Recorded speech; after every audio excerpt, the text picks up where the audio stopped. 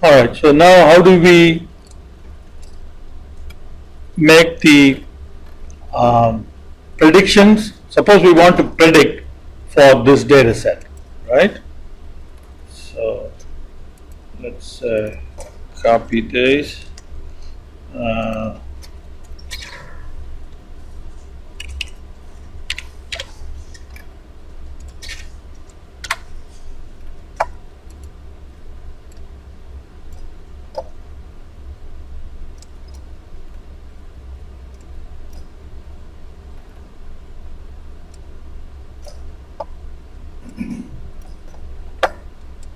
Just get rid of that. Alright, so here are our 24 observations, and these are the values of the predictors.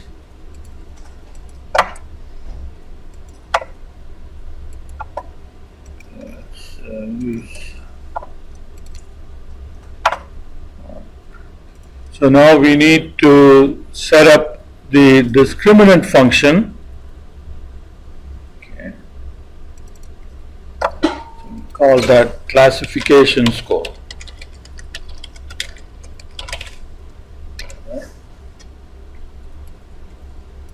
One for each class. So we have non-owner,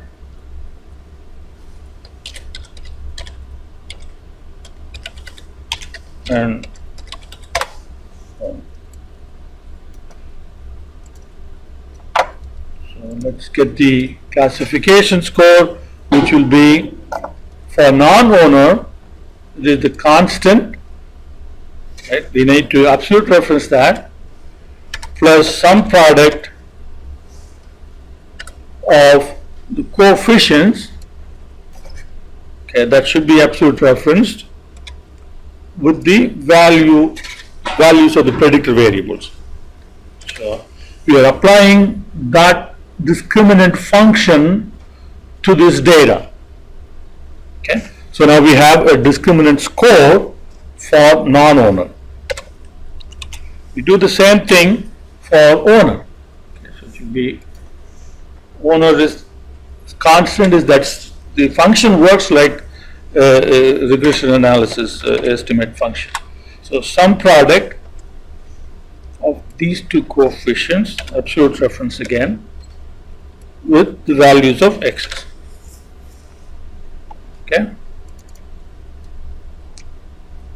So that's the discriminant score, classification score for. So now we have the discriminant scores. Now we need to do the prediction. So prediction here is whichever is larger. You remember the larger the value of the score, the closer an observation is to that class. So again, we can use the if function like we used here, right? But I'm going to show you a different method just for the fun of it, and we get to use some different Excel functions that it's not important here, but it's good to learn new Excel functions so you'll have some Excel expertise as well. Okay, so I'm going to build this one at a time. Okay, so let's start from here. So we want to look for the maximum between the two, right? So that's the maximum. Now we want to find out, okay, which of the two is the maximum, right? So we can use a function called match. Okay, what do you want to match? You want to match the maximum value. So that's your lookup value. Okay, and then what do you want? In which range you want to match this value? Okay, I want to match this value in this range. Okay, so it gives you 1. So that is the first value in the range is where the match is. Suppose if you change this to min, you will see that match will give you, well, I missed one, that's why.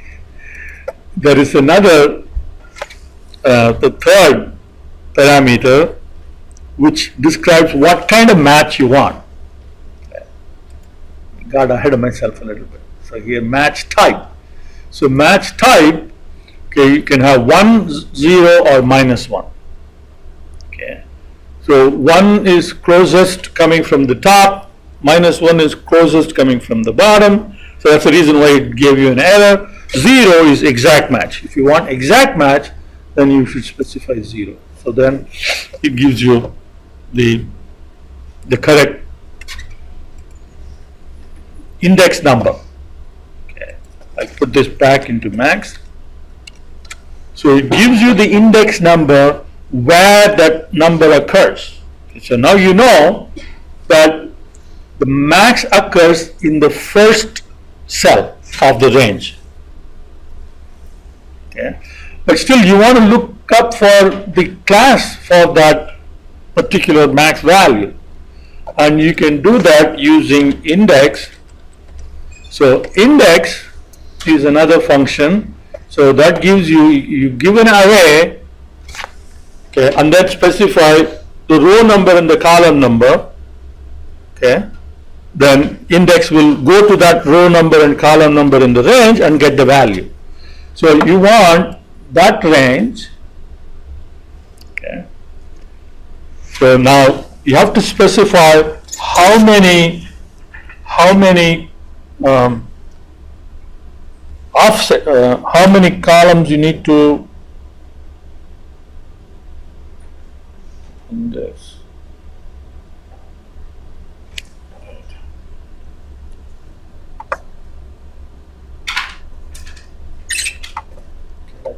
Let's look at, so you know, row number and column number. Okay. So row number should be, okay, it starts from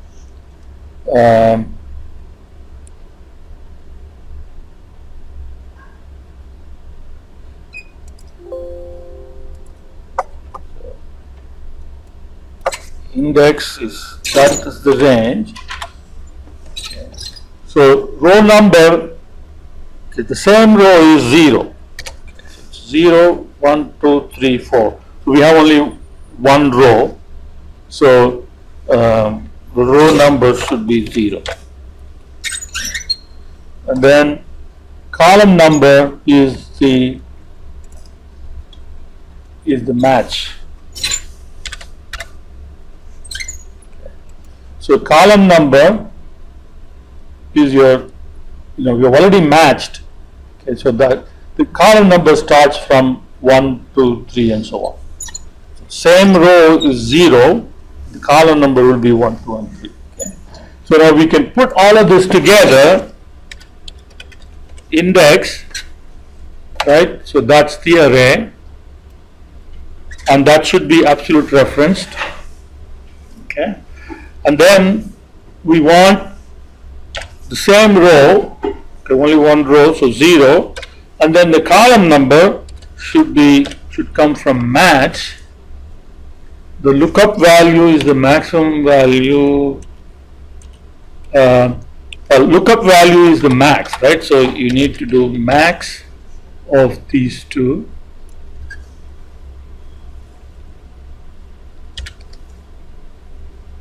Okay, and lookup array is that.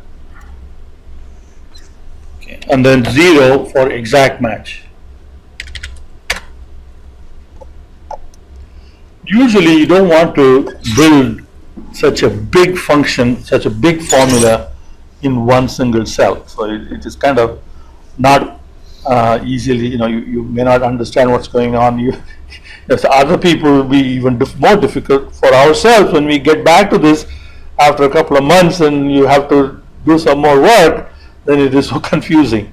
So it is a good idea to break it up, and if you don't want the broken up columns to show up, you can hide those columns. So for example, instead of this, you set it up like this, and then you hide these two columns, and have that. Okay, that would be, and then you copy down here, and that will be your predicted class.